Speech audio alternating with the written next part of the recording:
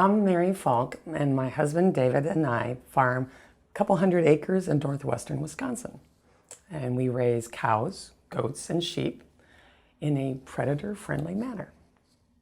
On our farm, we're able to see osprey, bald eagles, blue herons, green herons, wolves, lots of wolves, coyotes, black bears, and otters. Land otters, they're really cool, they're really big.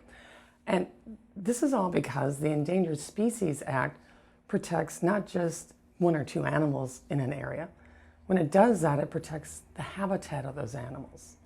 And so if you protect the bald eagle and you protect the wolf, you're protecting your water and your land and your air. And what's not to love with clean air and clean water?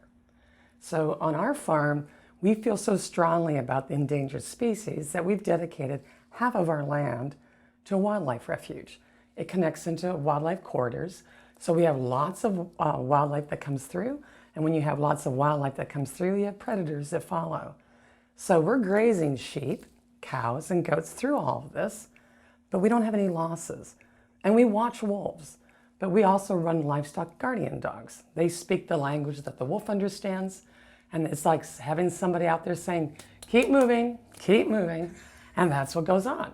So, now we have neighbors that are saying, I have to get me one of those. But it works great. We have a resident sow bear that lives on the property, and she stays away from the livestock because she knows what the dog's perimeter is. It all works together. We all can coexist. And that's why the Endangered Species Act is so important. It teaches us about coexistence, and it preserves the habitat.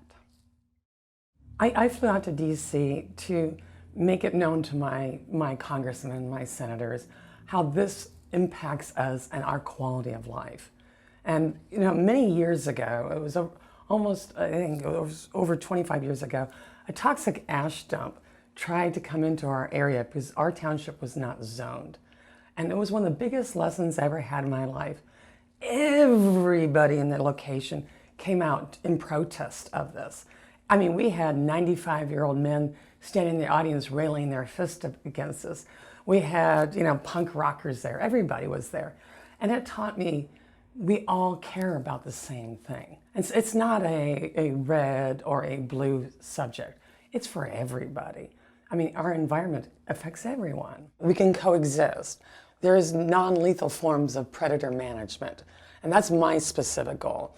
We watch predators all the time, and we don't have any problems. And we've been farming this way for over 25 years. So if anybody should have a problem, it's us, and we don't have it. So there's other ways to do things besides hunting, shooting, or delisting.